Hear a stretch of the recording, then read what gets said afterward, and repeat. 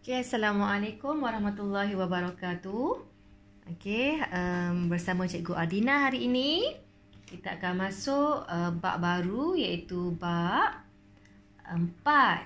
Okay, tajuk dia adalah indeks, cert dan logaritma. Okay, so untuk bab 4 ni ada penambahan dalam silibus ni iaitu awak akan belajar berkenaan dengan cert. Cert ni adalah benda baru untuk awak lah. Indeks dan logaritma, cikgu yakin awak dah sedia maklum atau sedia telah belajar masa tingkatan 1, 2, 3. Okey. Jadi hari ini cikgu akan fokus kepada subtopik yang pertama iaitu 4.1 hukum indeks. Dan cikgu yakin ni pun awak dah belajar. So cikgu sekadar review lah sedikit untuk awak ingat kembali. Okey. So awak boleh buka buku teks masing-masing.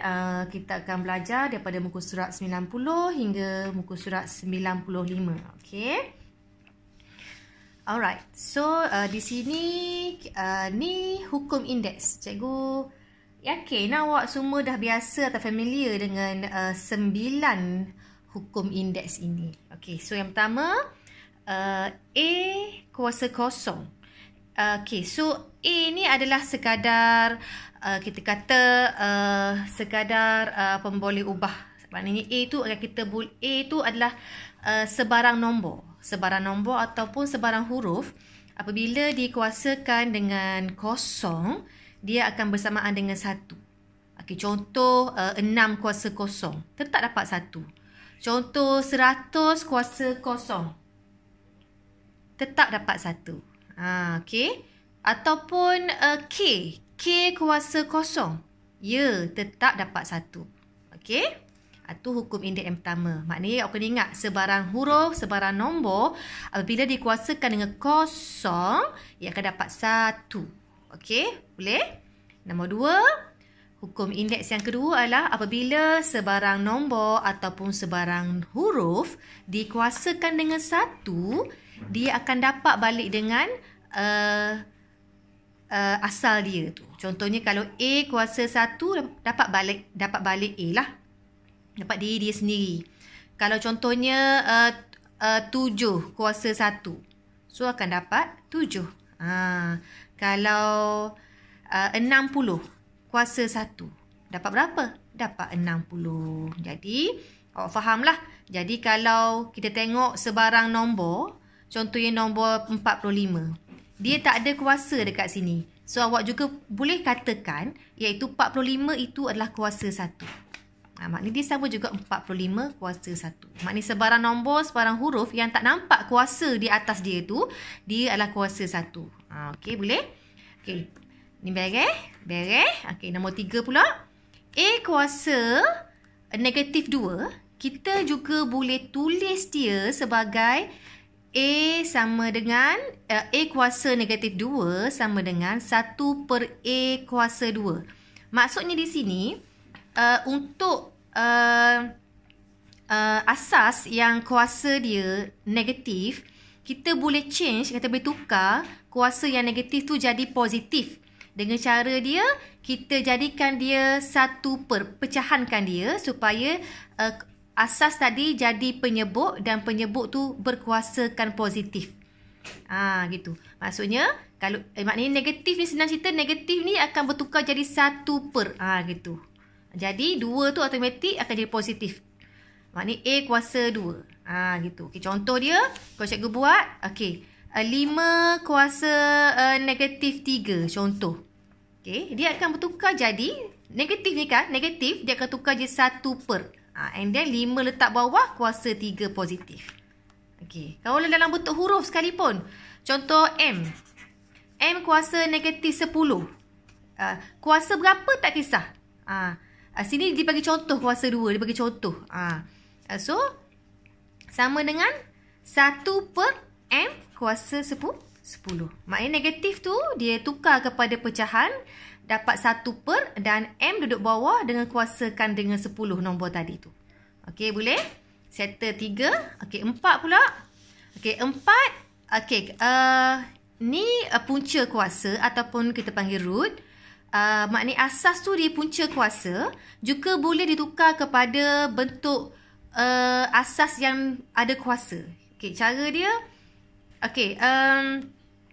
cara dia adalah punca kuasa ni, awak kena faham, punca kuasa ni kalau tak ada nombor dekat punca kuasa ni, dia adalah punca kuasa 2. Maknanya dekat sini ada nombor 2. Tapi tak tulis. Maknanya punca kuasa ni dia punca kuasa 2 sebenarnya. Okey, jadi bila kita tukar, okey, dia akan jadi 1/2. Okey. Cerita dia untuk nombor 4, 5, 6 ni, dia sebenarnya macam ni. Dia sebenarnya asas dia macam ni ya. Asas dia adalah gini. Cikgu buat dekat sini ni sebagai root R dekat sini. Sebab dia root punca. Okey. Ni asas dia lah. Kuasa tu power. P cikgu buat gitu. Okey, dia sama dengan power dia always duduk atas. Dia berkuasa. Power. So P duduk atas. Power. Okey, per dengan bukan, sorry. A. Okey, A tetap sama, asal tetap sama. Dia akan jadi punca tu, punca dalam bentuk dalam bentuk kuasa pecahan. Okey, gitu. Jadi dia macam ni. Okey, apakah pengangka, apakah penyebut dia? Okey. Pengangka ni yang duduk atas ni dia mesti yang paling berkuasa, iaitu power duduk atas. Gitu. Dan root tu akar. Root tu ataupun punca tu duduk bawah. R bawah ni.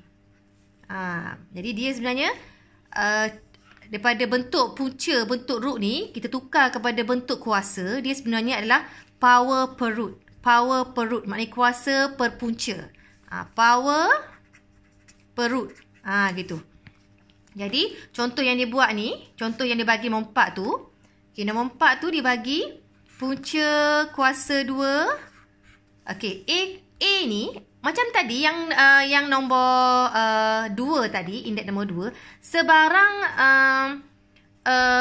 asas yang tak nampak ada kuasa, tapi dia sebenarnya adalah kuasa 1. Jadi sebenarnya untuk A ni adalah kuasa 1 sebenarnya. Gitu. Dan punca ni kalau tak ada tulis dia sebenarnya punca kuasa 2. That's why bila kita tukar kepada bentuk asas yang berkuasa, dia akan jadi A, power per root. Power ialah 1/2. Gitu. Boleh? That's why dapat 4 tu ialah A sama dengan A, punca kuasa A sama dengan A kuasa 1/2. Okay, sama juga dengan nombor 5.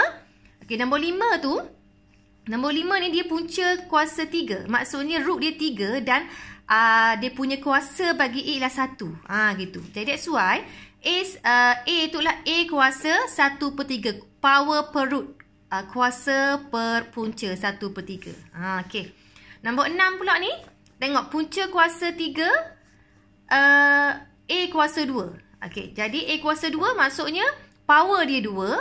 Punca dia 3. Jadi power per root. Maknanya 2/3. Ni power.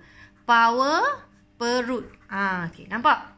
Jadi asas yang kena tahu adalah untuk punca kuasa, kalau tak tulis, hanya punca kuasa 2 saja yang tak tulis. Punca kuasa start dengan nombor 3 dan ke atas kena tulis.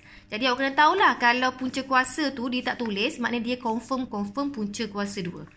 Jadi kalau dia tulis yang nombor lain tu mesti tulislah. Okey. Okey, 4 okey, 5 okey, 6 okey, 7 pula. 7 ni adalah hasil darab dua asas yang sama. Asas yang sama. A mesti A. Asas dia mesti sama. Asas sama. Okey. Apa jadi bila asas sama? Bila dua asas sama ataupun lebih actually, sebenarnya ni hanyalah untuk contoh 2 dan dia boleh A darab A darab A darab A darab A dan infinity pun boleh.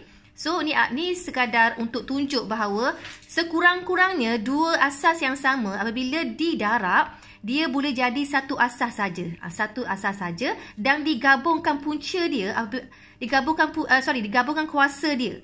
Digabungkan kuasa dia yang mana kalau dia darab, maknanya kuasa dia tu akan kita tambah. Maknanya A tu asas-asas 2, ada 2 kali A. A tu akan jadi sekali saja kita tulis dan M katakan jadi tambah N. Okey, boleh? Okey, yang nombor 8 pula, kalau dua asas yang sama, sekurang-kurangnya dua asas yang sama. Okey, dia beri contoh A kat sini, dibahagi, jadi kita akan dapat satu saja asas kita tulis dan dia punya kuasa tu kita kena tolak. Mudah saja nak ingat, maknanya bila asas yang sama didarab, kuasa dia kita tambah. Apabila asas yang sama dibahagi, maknanya kuasa dia kena tolak yang depan, tolak yang belakang. Okey. Baik, 7, 8 baik. Nombor 9 pula, apabila kuasa didarab dengan kuasa lain dekat luar kurungan, so macam biasa darab saja, iaitu A kuasa M darab saja dengan N. Maknanya darab saja ke dalam, darab saja dapatlah A kuasa M N. Kita dapatkan sajalah A sama dengan M N. Maknanya A kuasa M darab N. Okey, itu saja 9 hukum indeks yang sepatutnya awak hafal. Memang dah ada dalam kepala awak ni. Okey, so kita pergi kepada